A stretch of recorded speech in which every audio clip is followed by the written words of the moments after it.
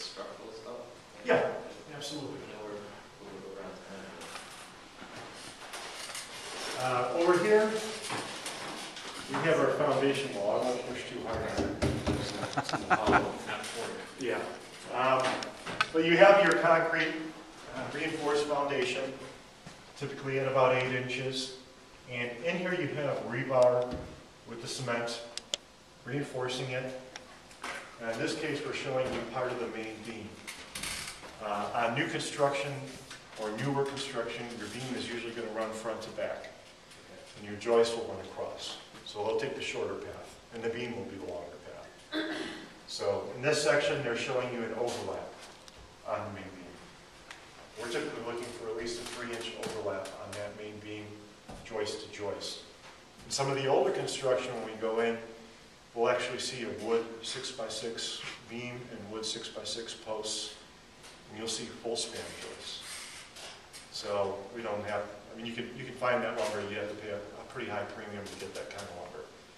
You can find that in engineered lumber now, I-joists or trusses, and those typically are rated for the full spanning. A lot of times you won't see this beam or this post in the basement.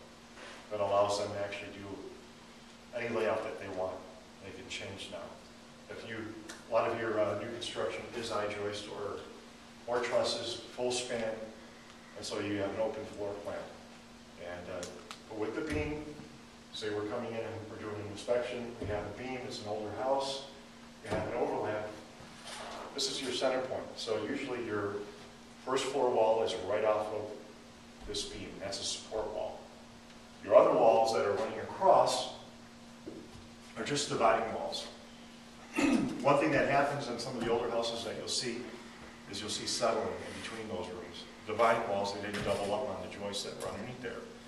Over time, the weighting of that wall is slowly create a little sag in this joist, and that's some of the sag that you see in the flooring. So, or some of that sag is maybe in a bathroom or kitchen. Your Uncle Joe came in and he ran some new plumbing for your bathroom, and he, oh wow, I got to cut this bottom part out of the joist, and I'm going to run the pipe through it. So he's notched the bottom part. The only problem is that's a strong part for this joist. So when you undercut it, you weaken that joist dramatically. The best thing that we look for is, in the standard joist, is actually to leave the top parts of the joist intact. If you're going to run piping through it, through the middle third. So bore a hole, yeah. Get one of those. On this joist, the standard joist, your strength is in the middle. So if you're going to cut through the pipe, it's better to actually cut through it off of the ends where the actual bearing is. This is actually where you actually need most of your strength. On an engineered joist, I think we have one, for example, their strength, or their part that they actually need the most strength is the actual end bearing.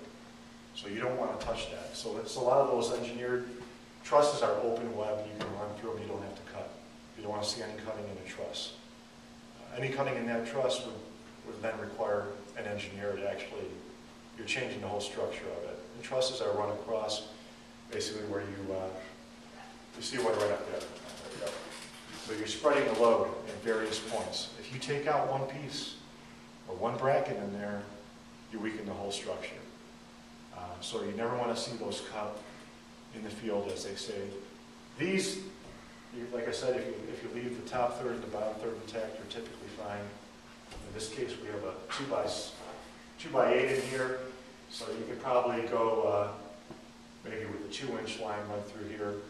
I don't think you want to take too much more out of this joist. But if you had a I-joist, I'll have to get him to put one in.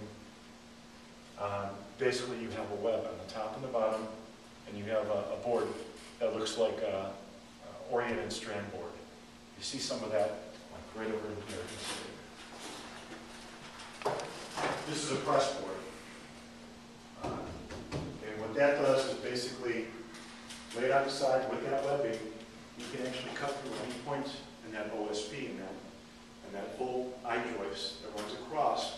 As long as you don't touch the top and the bottom cords on that joist is intact structurally. it's actually designed. So one thing that we do see, electrician comes in and he'll notch the bottom part and run his electrical so you can fit in drywall without having to put a footing strip.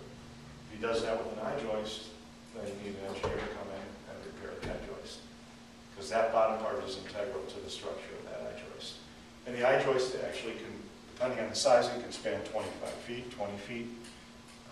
It just depends on the size. But in here, posts, beam, we have a plate. This is an adjustable column. We're typically looking for solid columns in the basement area. Some of these are rated for permanent use. Some of these are considered temporary.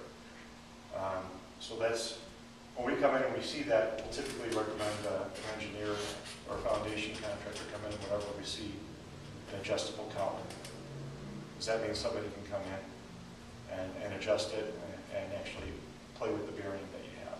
So when somebody's coming in and I can come in and put a wrench on this, and while my floor is sagging upstairs, I'm just going to take that wrench and I'm going to spin it up a little bit.